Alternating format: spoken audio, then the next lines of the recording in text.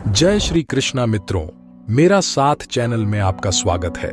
दोस्तों, मुश्किल कोई आन पड़े तो घबराने से क्या होगा, जीने की तरकीब निकालो, मर जाने से क्या होगा।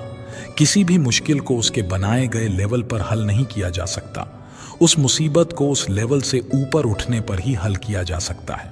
जीवन एक महान यात्रा है। मुसीबत वो चीज है जो मानचित्र के साथ नहीं आती। हमें अपने मंजिल तक पहुंचने के लिए खुद ही रास्ता ढूंढना पड़ता है। कुछ समस्याओं का आधार हमारी बेतुकी सोच होती है। युद्ध शुरू होने से पूर्व बलराम जी ने अपने प्रिय शिष्य दुर्योधन को वचन दिया था कि वे और कृष्ण किसी भी पक्ष की ओर से शस्त्र नहीं उठाएंगे। अपने भ्राता के वचन का मान रखने के लिए श्री कृष्ण ने भी युद्ध में शस्त्र न उठाने का प्रण लिया और अर्जुन का सारथी बनकर केवल पांडवों का मार्गदर्शन किया। लेकिन युद्ध में एक समय ऐसा आया जब श्री कृष्ण अपना प्रण भूलकर अपने चक्र से भीष्म पितामह को मारने के लिए अपने रथ से कूद पड़े। आखिर ऐसा क्या हुआ कि हर समय संयम और धैर्य धारण करने वाले कान्हा को इतना क्रोध आया कि वे अपनी प्रतिज्ञा भूल गए? क्यों वे रणभूमि में आए और क्यों भीष्म पितामह को मरने के लिए दौड़े? यह महाभारत युद्ध का तीसरा दिन था। पितामह दुर्योधन के आरोप से अत्यंत क्रोधित और विचलित हो गए थे। दुर्योधन ने आरोप लगाया था कि पितामह पांडवों का पक्ष ले रहे हैं, इसीलिए उनको मारना नहीं चाहते। ऐसा करके वे कुरु साम्राज्य से छल कर रहे हैं। यह सुनकर भीष्म ने प्रतिज्ञा कर ली कि वे अब पांडवों पर कोई दया नहीं दिखाएंगे। इसलिए उन्होंने युद्ध के तीसरे दिन से ही पांडवों की सेना का संहार करना शुरू कर दिया। उन्होंने इतना भयानक युद्ध किया कि इस दिन पांडव सेना के पांव उखड़ गए। भीष्म की व्यूह रचना, जिसमें द्रोणाचार्य, कृपाचार्य तथा अश्वत्थामा जैसे योद्धा थे, के प्रत्युत्तर में पांडवों द्वारा रचा गया व्यूह जल्द ही नष्ट हो गया और पांडव सेना में भगदड़ मच गई।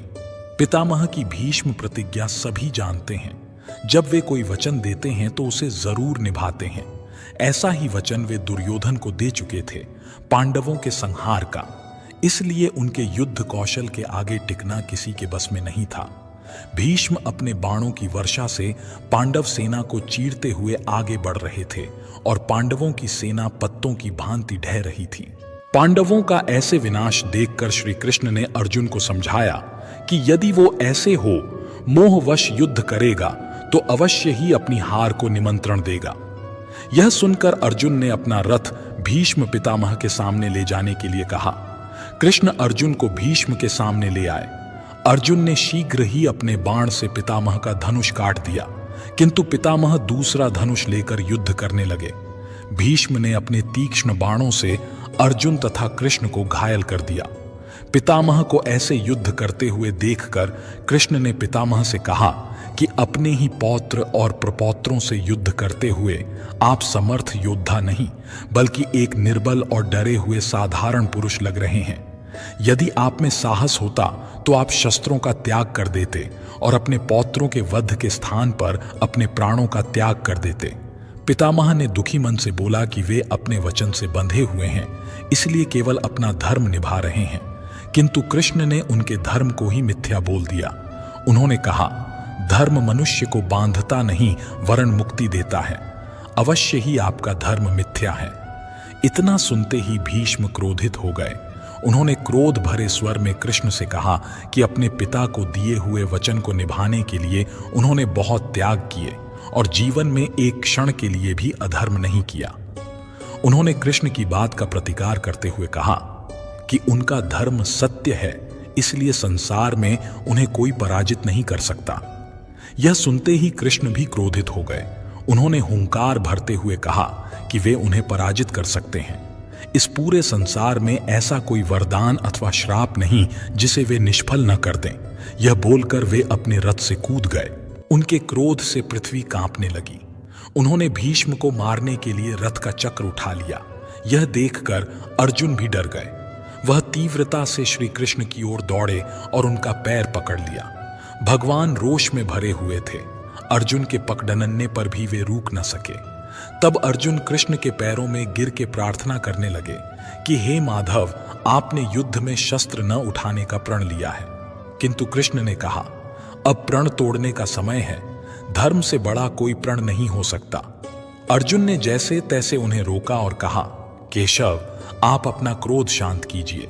आप ही पांडवों के सहारे हैं। मैं प्रण लेता हूं कि अब मैं पूर्ण चित्त से युद्ध करूंगा, केवल जीतने के लिए युद्ध करूंगा तथा अपने सारे मोह भुलाकर युद्ध करूंगा। किंतु यदि आपने मेरे कारण अपना प्रण तोड़ा तो उसी समय मेरे प्राण मेरी देह से निकल जाएंगे। यह सुनकर कृष्ण भावुक हो गए। उनका क्रोध शांत हुआ और वे वापस रथ पर लौट आए। श्री कृष्ण कहते हैं, मनुष्य का जीवन कर्म करने को हुआ है। जिस प्रकार समय गतिशील होता है, मनुष्य को भी अपने कर्म गतिशील रखने हैं।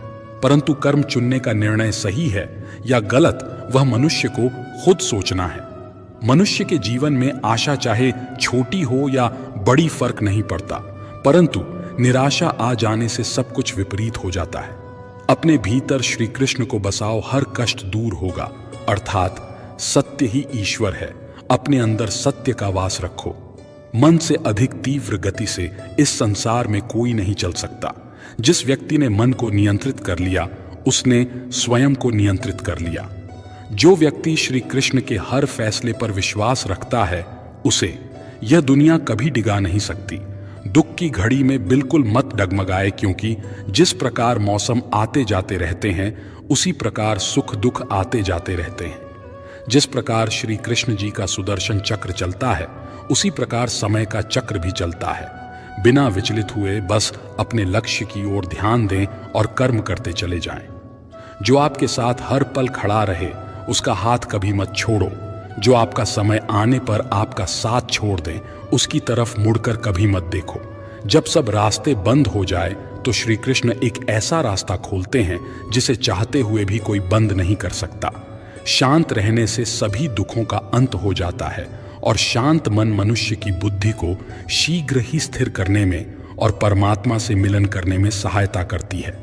व्यक्ति का सुख दुख, मान अपमान, लाभ हानि का एहसास करना मन की शरारत है। आत्मा का इससे कोई लेना देना नहीं है। जब यह संसार ही स्थायी नहीं है, तब इस संसार की कोई वस्तु कैसे स्थायी हो सकती है। श्री कृष्ण कहते हैं, मैं किसी व्यक्ति के भाग्य का निर्माण नहीं करता और ना ही किसी को कर्म फल देता हूं। व्यक्ति या जीव के कर्म ही उसके भाग्य का निर्माण करते हैं। मनुष्य कर्म करने से कभी छुटकारा नहीं पा सकता। इसलिए हमें हमेशा कर्म करते रहना चाहिए, क्योंकि कर्म के बिना हमारे शरीर का निर्वाह नहीं हो सकता है। परिवर्तन होना ही इस संसार में स्थायी है। इसलिए मनुष्य को परिवर्तन से कभी नहीं घबराना चाहिए। मनुष्य के जीवन में सुख दुख का आना जाना सर्दी और गर्मी के आने जाने के समान है। इसलिए हमें इन्हें सहन करना सीखना होगा। निर्बलता ईश्वर देता है, लेकिन मर्यादा मनुष्य का मन स्वयं निर्माण करता है। जीवन में मनुष्य को अपनी वाणी को संयम में रखना चाहिए, क्योंकि वाणी से दिए हुए घाव कभी भी भरे नहीं जा सकते। मनुष्य अपने जीवन में उनके लिए शोक करता है जो इसके योग्य नहीं है। बुद्धिमान व्यक्ति किसी जीवित या मृत के लिए शोक नहीं करता है। मैं हमेशा तुम्हारे साथ और तुम्हारे आसपास ही रहता हूं, चाहे तुम कुछ भी कर रहे हो। जो हुआ अच्छा हुआ और जो होगा अच्छा ही होगा। स्वयं को मुझ पर छोड़ दो, केवल अपने कर्म पर ध्यान दो। कर्म ऐसा करो जो स्वार्थ रहित और पाप रहित हो। मनुष्य को जीवन में समय चाहे जैसा भी हो, अपने परिवार के साथ रहना चाहिए। परिवार पर यदि सुख आता है तो वह बढ़ जाता है, और यदि दुख आता है तो वह बढ़ जाता है। मनुष्य को अपने कर्तव्य के पथ से कभी नहीं हटना चाहिए। यह मूर्खता है, क्योंकि इससे न तो तुम्हें स्वर्ग की प्राप्ति होगी और ना ही तुम्हारी कीर्ति बढ़ेगी। भगवान श्री कृष्ण कहते हैं कि सत्संग अर्थात अच्छे लोगों का साथ ईश्वर की कृपा से मिलता है, परंतु कुसंगति में पड़ना मनुष्य के अपने ही हाथों में होता है।